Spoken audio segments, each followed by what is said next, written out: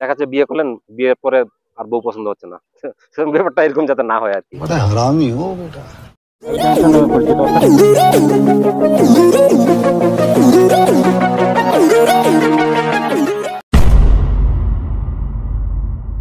আসসালামু আলাইকুম ভ্রমণিক people, welcome to another video. তো আজকে ভাবলাম যে আরেকটা ভিডিও নিয়ে আসি, ব্যস্ততার কারণে আসলে ভিডিও করা হচ্ছে না, খাতাপত্র দেখাই সবকিছু মেলায় আর কি। তো যাই হোক, আজকে ভিডিও করবো মূলত, আমরা অনেক সময় দেখছি যে একটা মানুষ আসলে যখন একটা বাইক কিনেই কিন্তু সে 3 দিন 4 দিন বা 6 মাস পরে বিক্রির জন্য কিনে না কিন্তু। তারপরেও আমরা দেখি অনেকে একটা বাইক কিনছে, 1 মাস পরে বলছে না বাইকটা ভালো লাগতেছে না, বিক্রি করে দেয়। এরকম অনেককে দেখছি আমরা। আসলে এটার কারণ কি? এটার কারণ হচ্ছে আপনি যখন বাইকটা চুজ করছেন, ইউ হ্যাভ চোজেন ইট রং। মানে আপনি আসলে রাইট বাইকটা ঠিক চুজ করতে পারেননি আপনার জন্য। তো মূলত আজকে এটা নিয়ে একটু আলোচনা করব যে আপনি যখন একটা বাইক কিনবেন, কিভাবে রং বাইকটা, অর্থাৎ আপনার জন্য সঠিক যেটা, এটা কিভাবে চুজ করবেন, রং বাইকটাকে আপনি কিভাবে অ্যাভয়েড করবেন। তো প্রথমেই যেটা বলতে চাই আর কি, আগে আপনি নিজেকে প্রশ্ন করবেন যে আপনি কেন বাইকটা কিনতেছেন আসলে। ফার্স্ট জিনিস যেটা purpose, what is the purpose of your buying the bike, এটা হচ্ছে আমার প্রথম কথা আর কি। তাহলে একটা বাইক যখন আপনি কিনতে যাবেন, প্রথমে চিন্তা করবেন কেন কিনতেছেন বাইকটা। আপনি যদি ডেইলি কমিউটিং এর জন্য বাইক কিনেন, সেটা শহরে হোক গ্রামে হোক, তাহলে আমার সাজেশন হবে 100 থেকে 150 সিসির মধ্যে বা 165 সিসির মধ্যে বাইকগুলো আপনি দেখতে পারেন। এটা হচ্ছে আপনার জন্য ভালো। কারণ কি? আপনি এই কমিউটার বাইকগুলো আপনাকে মাইলেজ ভালো দেবে, শহরে চালানোর জন্য ভালো, এগুলো টার্নিং রেডিয়াসও ভালো, অর্থাৎ অল্প জায়গার মধ্যে ঘুরাইতে পারবেন। সো কমিউটিং এর জন্য, ডেইলি কমিউটিং এর জন্য আপনি এই ছোট বাইকগুলোই চুজ করেন। রেগুলার আপনাকে লং রাইড দিতে হয়, অর্থাৎ 40-50 কিলো অফিসিয়াল কাজে, আপনার ব্যবসার কাজে, যে কোনো কাজে, হ্যাঁ, অথবা মার্কেটিং এর কাজে, তাহলে আপনি আরেকটু বড় বাইকের দিকে যান, 150 সিসি বা 200 সিসি, 180 সিসি বা 165 সিসি, এই বাইকগুলোতে। কারণ আপনি যখন একটু বেশি রান করবেন প্রতিদিন, 40-50 ইভেন 100 কিলো, তখন কিন্তু অর্থাৎ একটা কমফোর্টের বিষয় আছে আর কি, এই বাইকগুলোতে আপনি সেটা পাবেন। অধিকাংশ বাইকগুলোতে দেখা যায় যে মনোশক সাসপেনশন দেওয়া থাকে, যেটা আপনার শরীরের জন্য ভালো, আপনার কোমরের জন্য ভালো। আবার আপনি যদি মোটর ট্রাভেলার হন, অর্থাৎ বাইক নিয়ে আপনি দীর্ঘ পথ পাড়ি দেন, যাত্রা করেন, অনেক জায়গায় যান, তাহলে আমাদের দেশে যদিও এডিভি তেমন এখনো প্রচলিত না, তবে আসতেছে, আপনি এডিভির দিকে যান। যেমন এখন আমাদের দেশে কেপিটি আছে, সিবিএক্স আছে হন্ডার, তারপরে ভিস্ট্রম আসতেছে, হয়তো সামনে এক্সপালস আসবে। এই ধরনের বাইকগুলোকে চুজ করেন যদি আপনি ট্যুর বেশি করে থাকেন আর কি। আর আপনি যদি অর্থাৎ দেখা যাচ্ছে উইকেন্ডে একটা ট্যুর দিবেন, বেশি না, শর্ট ট্যুর, হয়তো 100 কিলো, 150 কিলো, 200 কিলো, অথবা শহরে আপনি প্রচুর চালান, তাহলে আমি বলবো আপনি নেকেট বাইকের দিকে যান। 150 সিসি অথবা 165-180-র মধ্যে যে বাইকগুলো আছে, নেকেট বাইকগুলো, এগুলোর দিকে যান আপনি। এতে করে শহরে চালাইতে আপনার সুবিধা হবে। অর্থাৎ আমি যেটা বলতে চাচ্ছি, মোস্ট ইম্পর্টেন্ট জিনিস হচ্ছে আপনি কি পারপাজে, কি উদ্দেশ্যে বাইক কিনতেছেন সেটা আগে চিন্তা করেন। এটা চিন্তা করার পরে ডিসিশন নেন। তো যেটা বলতেছিলাম তাহলে, অর্থাৎ ওই যে নেকেট বাইকের কথা বললাম আমি, যেটা আপনি যদি শর্ট রাইড দেন, 100, 150, 200 কিলো, অথবা উইকেন্ডে আর কি, অথবা শহরে প্রচুর রাইড করেন আপনি, তাহলে আপনি নেকেট বাইকগুলো, অর্থাৎ যেমন এটা অ্যাপাচি আরটিআর 4V, এটা একটা নেকেট বাইক। এই সেগমেন্টের যে বাইকগুলো আছে আর কি, এই ধরনের বাইকগুলো আপনি ইউজ করতে পারেন। এটা একটা বিষয়। আরেকটা বিষয় এখানে আমি অ্যাড করতে চাই, যেটা আমি ভুলে গেছিলাম, সেটা হচ্ছে আপনি যদি পিলিয়ন নিয়ে প্রচুর রাইড দেন, তাহলে অবশ্যই ওইরকম একটা বাইক চুজ করবেন যেটাতে পিলিয়ন বসে কমফোর্ট ফিল করবে। আমাদের দেশে যেমন যেমন এই 4V, তারপরে এফজি সিরিজ যেগুলি আছে, এই বাইকগুলো, পালসার, ইভেন পালসারও বেশ, অর্থাৎ পিলিয়নের জন্য কমফোর্ট, কিন্তু অন্যদিকে মনোটনের কথা চিন্তা করলে আবার শাস্তি আর কি। আজাব, রাইট? তাহলে এইগুলি আপনাকে চিন্তা করতে হবে। নেক্সট যে জিনিসটা বলতে চাই আর কি, সেটা হচ্ছে আপনি যখন বাইক কিনতে যাচ্ছেন, আপনার এক্সপিরিয়েন্স লেভেলটা একটু চিন্তা করে নেবেন আগে। আপনি যদি একদম নতুন হয়, প্রথম হয় আপনার জীবনের বাইক, তাহলে আমি বলবো প্রথমে আপনি একটা পাওয়ারফুল বাইকের দিকে যাইয়েন না। প্রথমে আপনি হচ্ছে কম 100 সিসি বা 110, 125, এই ধরনের বাইকগুলোতে আসেন, সর্বোচ্চ 150, এই ধরনের বাইকগুলো আপনি চুজ করেন। কারণ দেখা যাচ্ছে একটা দামি বাইক কিনলেন, একটা পাওয়ারফুল বাইক কিনলেন, তো দেখা যাচ্ছে আপনি যেহেতু ইনএক্সপেরিয়েন্সড, চালাইতে যায় আপনি অ্যাক্সিডেন্ট করলেন, পড়ে গেলেন, আপনারও ক্ষতি হবে, বাইকটারও ক্ষতি হবে। সো এটা অ্যাভয়েড করার জন্য জীবনের প্রথম বাইক হলে, অথবা আপনার অভিজ্ঞতা কম হলে, কম সিসির বাইক নেন, এবং ছোটখাটো, অর্থাৎ আপনি যাতে সহজে বাইকটাকে দাঁড় করাইতে পারেন যে কোনো জায়গায়, যে কোনো ভাবে, যে কোনো পরিস্থিতিতে যাতে আপনি নিয়ন্ত্রণ করতে পারেন, এই ধরনের বাইক আপনি চুজ করেন।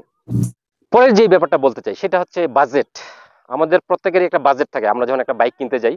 তো আপনার বাজেট যদি 2 লাখ টাকা হয়, তাহলে তো আপনি 3 লাখ টাকার বাইক দেখে আপনার লাভ নেই, বা আপনি খুঁজতে যাবেন না। এই জন্য আপনি আপনার বাজেটটাকে আগে ঠিক করে নেন, এবং এর মধ্যে, ওই বাজেটের মধ্যে কোন কোন বাইক আছে সেটা আপনি দেখেন।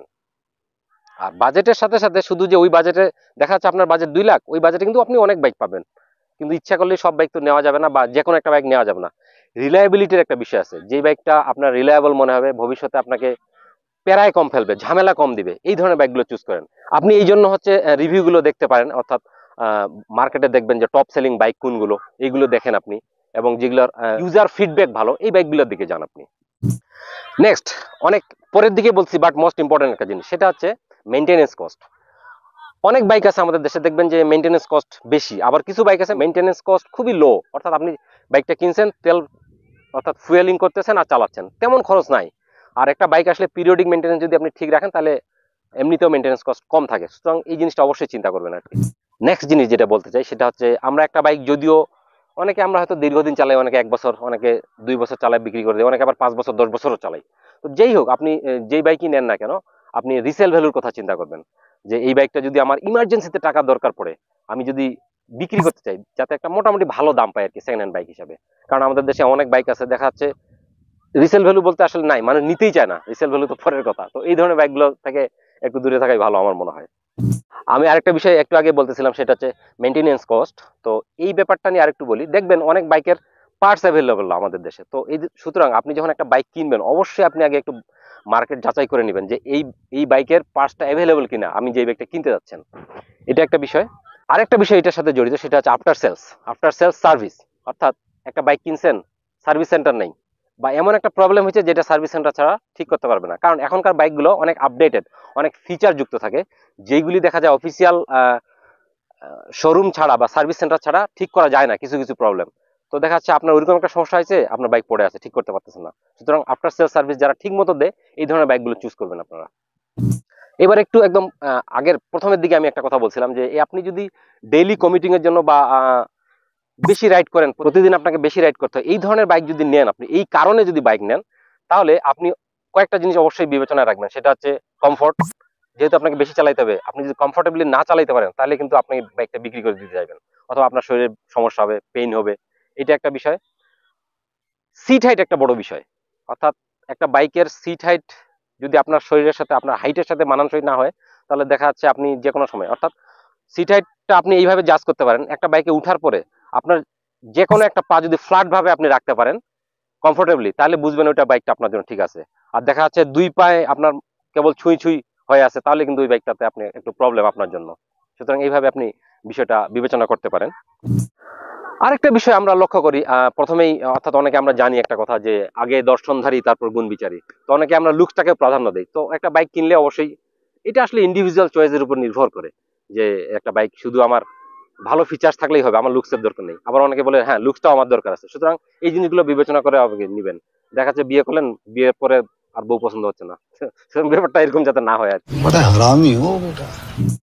এখন যেহেতু আপডেটেড, সবকিছু আপডেটেড, তো এখন কম সিসির বাইকগুলো, অর্থাৎ 100 বা 125 সিসির বাইকগুলোতে দেখা যাচ্ছে অনেক ভালো ভালো ফিচার আসতেছে।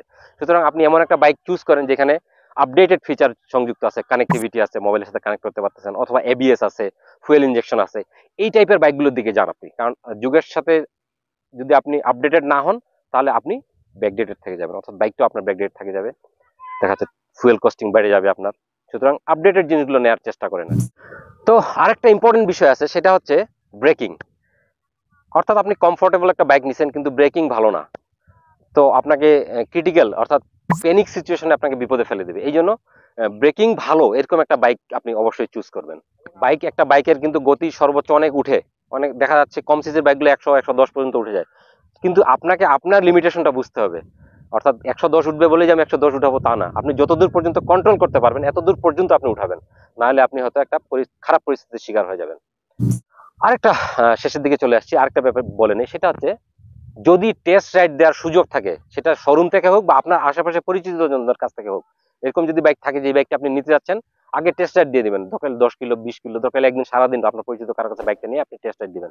যদি আপনার কাছে মনে হয় ইটস ওকে ফর মি, তাহলে দেন গো ফর দিস বাইক, ওই বাইকটা আপনি কিনে নেন। তো এই ছিল, মোটামুটি চেষ্টা করছি সব দিক তুলে ধরার, আশা করছি উপকার হবে সবার। আর আমার চ্যানেলে আর অনেক ভিডিও আছে, দেখতে পারেন। মোটো ভ্লগিং তো থাকেই স্বাভাবিক, আমি ট্যুরের ভিডিও আসলে বেশি দেই, আর বিভিন্ন রিভিউয়ের ভিডিও আছে, তো চাইলে দেখে আসতে পারেন। আর যারা নতুন অবশ্যই সাবস্ক্রাইব করবেন। Thanks for watching. আল্লাহ হাফেজ। তো আরেকটা বিষয় বলতেছিলাম, আমি একটু আগে বললাম যে মেনটেনিং, আমি আরেকটা বিষয়